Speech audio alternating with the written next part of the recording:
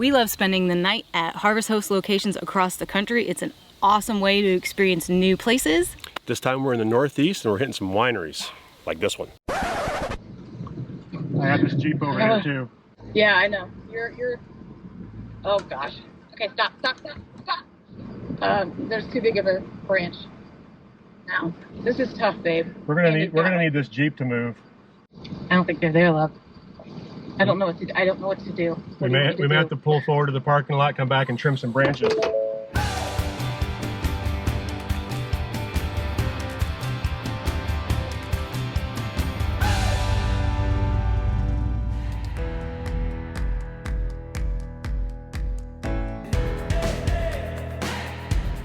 Aiming for the stars against the sky. When we are together, we are bright. We'll light up. We've been waiting for this moment to come.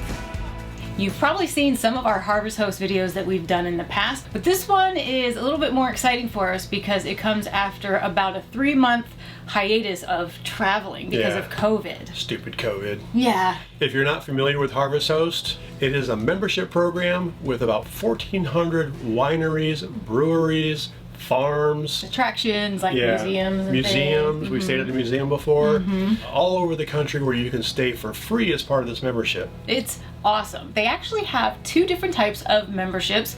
One is the classic membership, and that gives you access to all of the wineries, breweries, farms, attractions, all those, and that's $79 a year. And then they also have a golf membership, which includes everything that we already said, Plus plus over 350 golf courses around the country where you can stay and spend the night, sometimes 2, depending on the location and if you get permission.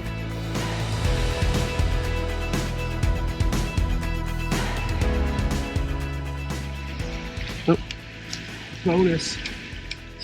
Got an extra one? Bonus. And it is kind of expected at any of these places that you might spend some money at the business. Real easy at a winery or a brewery for sure. It can be a little bit funny with golf courses sometimes because sometimes you want to play a round of golf or they even might require a round of golf. It'll say so on the thing, but that can be difficult to time. If they require you to play a round of golf, sometimes that kind of defeats the purpose in our eyes of, you know, using this membership to spend the night for free, because sometimes a round of golf can be really expensive. Yeah, we were going to stay at a golf course one time and they required a round of golf with your stay, and it was like $120 for a round of golf. You could spend the night with full hookup somewhere for a lot less than that. I'm not a good golfer. I don't pay that much for self-loathing. Well, and plus, usually we're traveling all day and it's just an overnight stop to get to our destination the following day. What we've done in the past at golf courses is buy some sodas or some snacks, or you need some balls one time. Sometimes they have restaurants on premise and you can go to those. Yeah, just read the fine print and make sure, and always call to make sure that they have a spot for you. Don't just show up. So the first Harvest Host location we stayed at recently, actually wasn't very recent because it was pre-COVID, was between Virginia Beach and going to our Hunker Down location. Right. Because we had all these plans to go to Virginia Beach and up through the Northeast and to Canada this year. But when we were getting to Virginia Beach was when COVID first started to show that's right when all the toilet paper was off the shelves. You couldn't find it anywhere. It was right in the beginning of March, and stuff started to get a little bit crazy. So we knew we had to change our plans, which was actually okay because our plans for Virginia Beach had already changed. Yeah, they already kind of, things kind of hit the fan as soon as we got to Virginia Beach. If you saw our last Virginia Beach video, you know we stayed at First Landing State Park and it was amazing. We loved it. We had a beach spot. Our patio went right over the dunes. It was unbelievable. So that's where we had our reservation this time, and we were pumped. Back when we stayed there the first time, a good section of it was reservation only. Everything basically from the entrance going in the park to the east. Yes. And going to the west was first come, first serve, probably about a dozen sites, and that's where we were. And we had driven through the reservation only side, thought, okay, yeah, we can do this. This time around was a little bit different, and I guess we didn't realize the first time that we were there, and we just kind of rode through the reservation section. We didn't really get a good feel for how big the trees were on that side and how long it took to get from the beginning of that section to where we had to go to park the RV. It took a very long time. Yeah, first of all, it was super, super tight. It was traversable because we did it. We did the entire loop through the reservation side very, very slowly. It's a very And- narrow one-way road loop that goes around. So the poor people who were stuck behind us for a Yeah. long time. This is not for the novice pulling 63 feet of RV. Right, and in that area there's these beautiful old oak trees, gorgeous, but they kind of come in Canopy. and meet in the middle and the limbs are everywhere. Okay. Now I feel like I need to get out. I feel like I need to get out.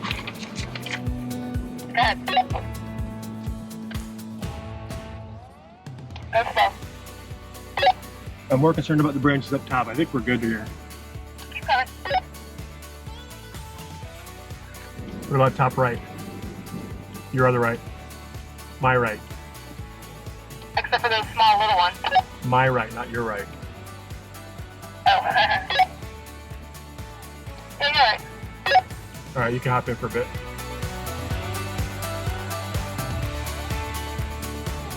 Looking all right? Yeah, you're clear of that. You are clear of the trees. I'm a little concerned Yeah. about these branches up here, so I'm gonna try to get in between them, but we're gonna hit some of them. Okay, okay, you're good. We got all the way around to the back to the beach side where our site was and couldn't get backed in because there was a truck on the other side. And if you've backed up a fifth wheel, you know that getting it back, you sometimes have to get the truck way out wide to cut it in. And we could not make it work. Traffic was backing And up. not only that, but there were branches and stuff that That would was have need bad. to be cut Yeah. for us to fit. I have this Jeep over here too. Yeah, I know. You're. Oh gosh. Okay, stop. There's too big of a branch. Now, this is tough, babe. We're gonna need this Jeep to move. I don't think they're there, love. I don't know what to do. I don't know what to do. We may have to pull forward to the parking lot, come back and trim some branches. So It probably took us It was a good hour. The whole loop was well over an hour just to drive. well, the drive and to Yeah. try to wiggle in, that was about an hour-long process. And at this point, it was in the evening, and we had been driving for 2 days, and we were exhausted. I said, once we get out of this loop, we're never going back in it again. Right. It's been a day. Let's see if we can make it better. This is the not-so-fun side of RV life. Yeah, sometimes you have days like this. Yeah, it does. So I started calling, and I found an RV park in Virginia Beach that had openings, and so we went there. It was about 20 minutes or so from where First Landing was, and it was called North Bayshore Campground. You have arrived at your destination, on the right side, North Bayshore Campground. They were super nice on the phone, very accommodating, so we were happy. We were like, oh, at least we have a place to go. Yeah, at least we got And- a place with full hookups. Right, and yeah, so at least we had full hookups because we didn't have full hookups at First Landing, so we were kind of happy about that. And we got there and we were like, okay. It was one of those that was okay. I don't want to put it down because everybody there was very nice. It just wasn't First Landing, and I think that we were just very disappointed because Yeah. we were going to be right on the beach. They did have a kayak launch, and they were right on a canal that led out to the bay, so that was pretty cool. We were really basically there to see my buddy Dave, and He got sick. He got sick. He got COVID. So we're really glad we weren't- didn't hang out with him. Sorry, Dave. Don't want to be around you right back then. Yeah. We decided, okay, it's time to get somewhere where we can stay for a while and just hunker down and ride this thing out. So we wanted to go to be near family in North Carolina. Right. So we were headed there, 2-day trip, our Harvest first Host. Harvest Host Yes. in a while. And that was at a place called Henant, I think is how you say it, Henant Farms? Family Winery. Oh yeah. And we got there right before closing, but they were still very kind, and they gave us some tastings, and we bought a bottle of wine because we needed it after that. And that was at the very beginning. We weren't really sure. Nobody was really sure. Nobody had masks. I know. It was kind of like Nobody really wanted we'll to- stay away. We don't know what to do. We'll wash our hands. Yeah. You know, now we know how to do it. We've got masks all over the place. We normally don't unhitch for an overnighter, but it was so unlevel. There was no way we could raise the back up enough to get level. Yeah. The So that's wheels- kind of a bummer. Yeah. That's not too hard hitching up with our new Recent 5. You can see how low the RV had to go. There's no way we would have had to raise the back of the RV, like way up to get level on the hitch. So off the hitch, Jenny's going. Tara's unloading. Give me a hand. Yay! I knew it. I knew it.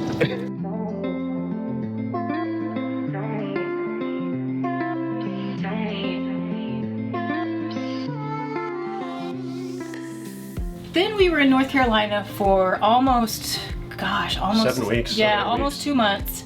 Waited it out, and then we moved one time in the past 3 months, and that was from North Carolina then to my family's house in Ohio, where we stayed in the driveway for another month. Mm-hmm. So we were itching to get back on the road. You ready back there? I'm ready. I'm on your side. I'm glad you're on my side. I'm always on your side, baby. We were really excited that our first stop was an overnight with a harvest host. I'll let you know when we get to the winery for our hot overnight stay. Winery slash restaurant. Winery. Oh, there's a restaurant? It's one of those harvest hosts? Yeah. Okay. Love you. See ya. Please be good. This is only the second time you've driven this thing in 3 months. I know. Leaving my mom always makes me cry. Makes me sad. I can't help it. And I know she's sad, so it makes me even more sad. Sad. I know. I hate it. Hate it. It's always the hardest part. I'm a little nervous about it tonight because it's been really hot. And of course, when you're on a harvest host, you're boondocking. So I hope we can run the Jenny late enough to cool it down and maybe run a fan. I don't know, we'll figure it out. So if you're wondering about traveling, you know, when COVID is obviously still around, we're very cautious. We follow the rules, we wear masks, we wash our hands, we follow the rules of every state actually too, which I think is very important. See, it's not too pleasant, is it? No. It does burn, make your eyes. Yeah, it burns, makes your eyes water. Yeah, especially the same side. Yep. You did not lie about your experience. But it's fine. I've had a lot worse tests than this. Yeah, true.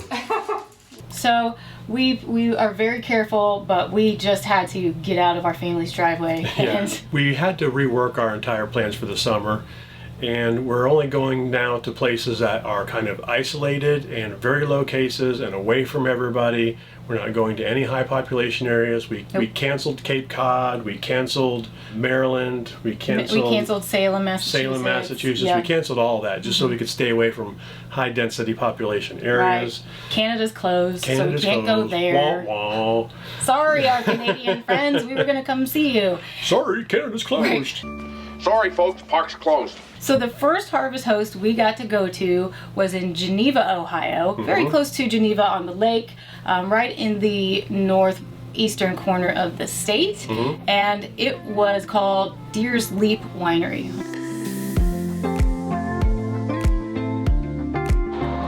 It doesn't suck that the harvest host is a winery and restaurant. Yeah, we're gonna go get some food right over, where'd it go? Okay. Oh, there it is. So yeah, let's go do it. We can bring Daisy with us too. Deer's Leap was really convenient. It was only about a quarter mile off the interstate. Love that. Nice big parking lot. They have a restaurant and a winery there. The restaurant was open, but it was open very recently. So they did everything right. They had all the tables spread out.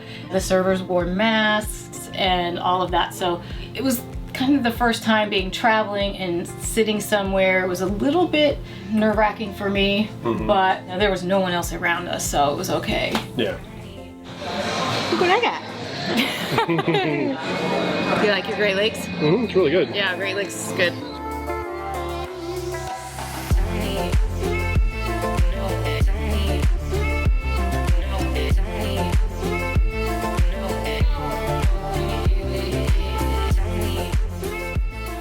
Full. Very full.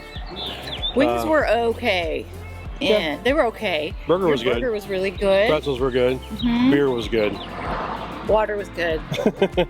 Company was good. We didn't try any of their wine just because we just weren't in the mood for wine. You know, I've I haven't had enough water today because we were traveling all day. We did not try any wines. The majority of their wines looked to me like they were the sweeter, the fruit-based wines. I guess all wines are fruit-based, technically.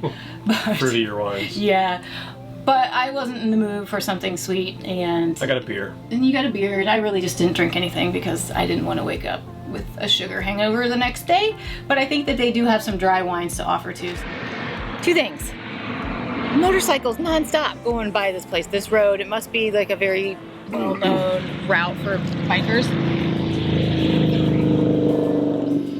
Okay, so that was thing one. Thing two is the lady that works here says that they frequently have live entertainment on the weekends, I think. And if noise bothers you, I think that you, well, I mean, look, because here's the RV and then here's the place. So it would be noisy. I don't know how late it goes. We'll find out. Yeah. So you might want to just ask them that if you're looking to stay here. Yeah. If you're noise sensitive like me. Yeah, luckily, when you call a book, it just asks. Yeah, luckily I don't think there's anybody here tonight. I hope. So, knock on wood. We'll find out. Let's go walk this down.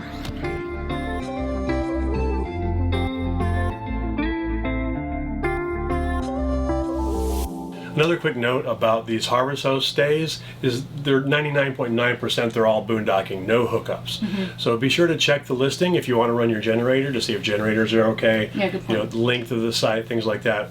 Also, just be ready to boondock.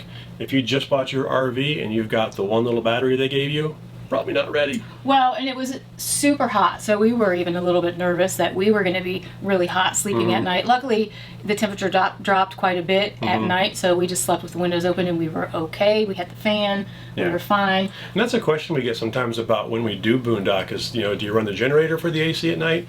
We try to not boondock at all if it's not going to be cool enough at night. Because running the generator at night is just not fun. The generator's right underneath our bed. Yeah. So you could probably sleep through it, but I could not. Anyhow, I used to sleep on the catwalks of the flight deck.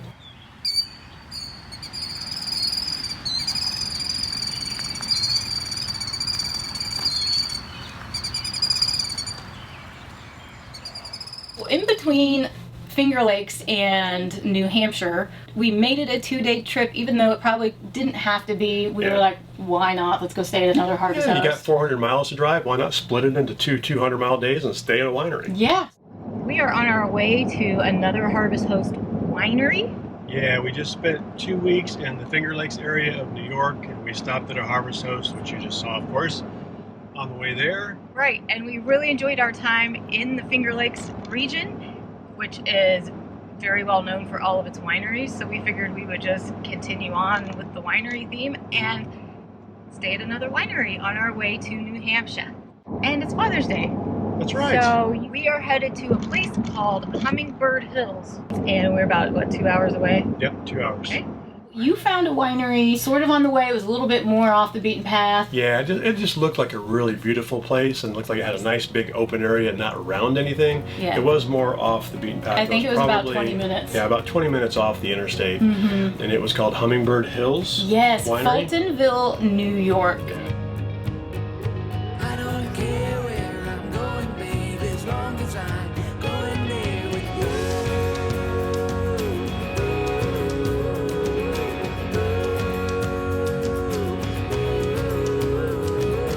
This place is really cool. Oh my gosh, this might be one of my favorite Harvest Host locations yet.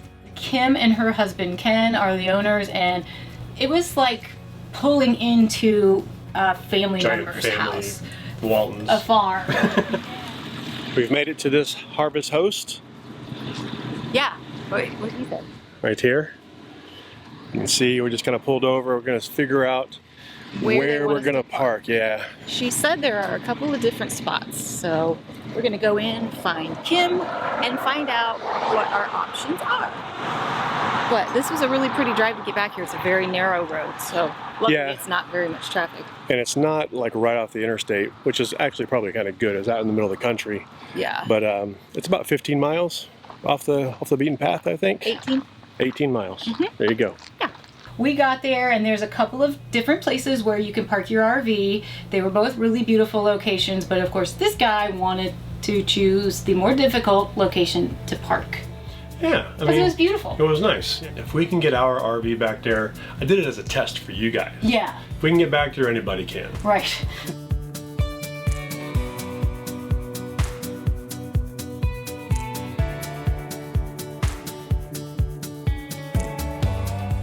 The only thing that was a real nail biter was the power lines. Yeah. I think that thing is high enough. We'll get up to it and see. You see that wire up top? Oh. I don't know. I can't tell. I think it's too high. I think we're too high. Stop. Oh my gosh. No problem. We're 13.6 and we cleared the power lines fine, so you should be fine also. Barely. Yeah, just a little bit. Barely. This couldn't make me more nervous. I don't think we'll have much trailer swing here, but keep an eye on the left side. I think straight back from here, right? Straight back from there, you've got probably 10 feet to the other pole. I'm just most concerned about the one on your side. Yeah, I got an eye on that one.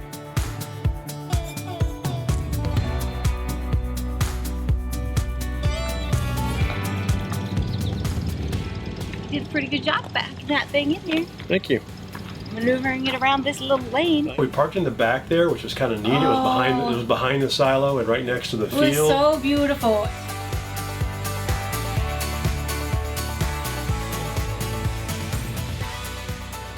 What is it about gnats that like to fly right into your eyeballs?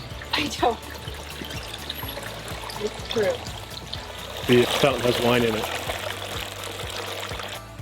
We did make it there in time to get a little bit of a tasting, and by a little bit, I think we sampled probably 14 of them. We did sample And 40. You're staying right there. Why not just Right, you don't have to drive home.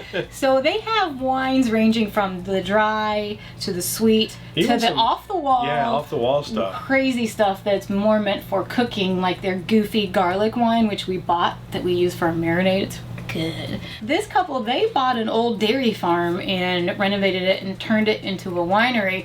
So it's interesting because when you go into the tasting room, it's the old dairy barn. It's where the cows used to be. So we were like, wow, you must have had a lot of work to do. Get the dairy, the cow poop smell out of there.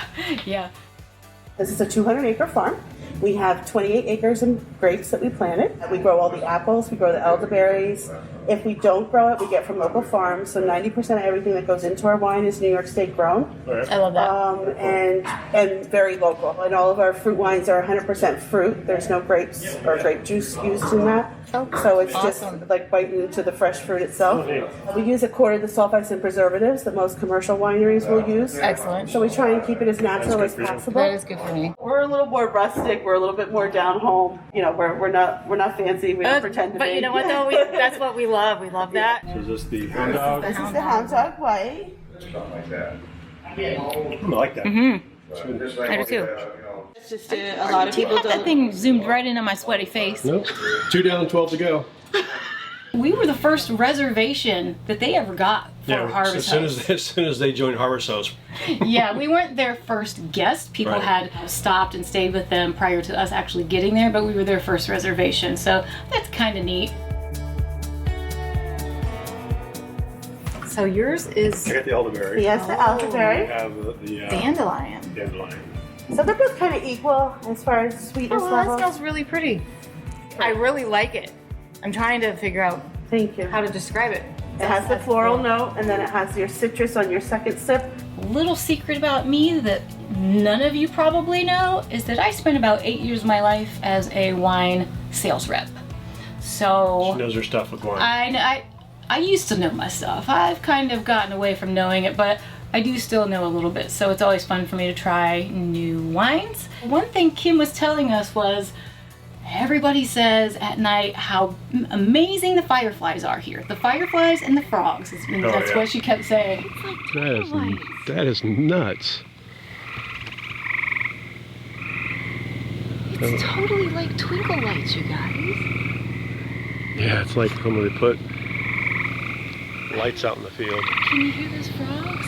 I wonder if they can hear the frogs with the generator going. Look at this. You know we're out in a field in the dark, right? Surprised you're not kind of like freaked out. Fireflies dance outside. man. It was unique. The lightning bugs or fireflies, whatever you want to call them, last night put on a show. Yeah, it was really amazing. Never seen anything like it. I grew up in Ohio and I'm used to seeing we called them lightning bugs when I was a kid. And I'm used to seeing them in the summertime, but not like last night. That was cool. You did take some video of it. It's tough to capture at night. Right, but you still get the point. And the noises that the frogs were making was awesome too. It was kind of a neat way to fall asleep. And because this is still during the COVID pandemic time, they were super cautious. So they wore their masks the entire time. And I was watching, and as customers got up and left, they sprayed and wiped down everything. The chairs that they sat in, the counters, the menus were laminated, so they wiped all those down. They wiped everything down. So I felt very good about being in that environment with them, because they were taking it seriously, and everybody was spaced apart. One guy came over behind us to ask a question, and she was kind of like, "Sir, can you please step back?" Yeah. And making sure everybody kept their distance. Step away. Step back, sir. I'm gonna have to ask you to step back. Oh, Daisy, look. Did I upset you, Daisy? Where's Daddy yelling? Oh. Where's Daddy making the mad noise? Yeah. I would say that the only negative thing that I have to say about our stay at Hummingbird Hills, and it has nothing to do with the winery, was just that it was kind of buggy. Yeah, you're in the middle of fields in the summer. And vines and fruit and all kinds of stuff. But big deal. I sprayed some bug spray on me and I was fine. You're the pesticide.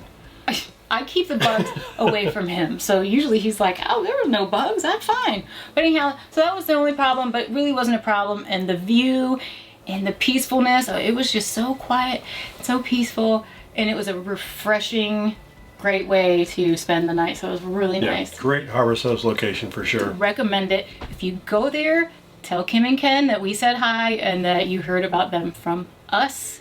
Just because I want you to say hi, that's all. Yeah, we don't get anything. No.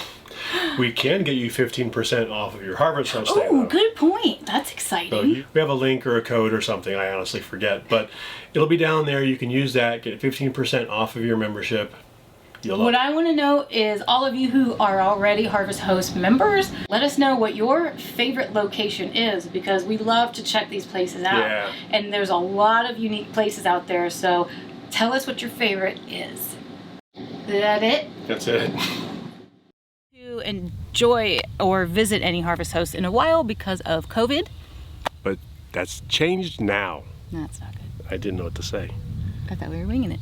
We were, but I did a very good job. Yeah, you ready? Okay, I wasn't recording any of that. I took a picture. It's been a day, man. I can't handle it. What are you guys doing over here? Get out of here. All kinds of bees and flies. Damn farm. It keeps swarming around my head. If you're good start. If you're not Dang it. Got a lot of bees buzzing around my head. Why do they like me so much? Do they smell fear? And it's D-E-E-R, not D-E-A-R. I would expect it if it was called Deer's Leap. I would expect it to be like a deer. My dear wife leaped off the cliff. Wow, he was right. It is Deer's Leap Winery. Oh, I got a poop bag in my pocket. Wherever we go, I gotta have a poop bag. In case you Guess I gotta poop. Bees and flies. At least we dumped our poop for free.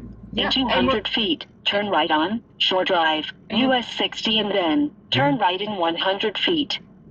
Like he said, it's a good thing we spent time and dumped our tanks when we got here, because we're going to a full hookup site now. So that's exciting.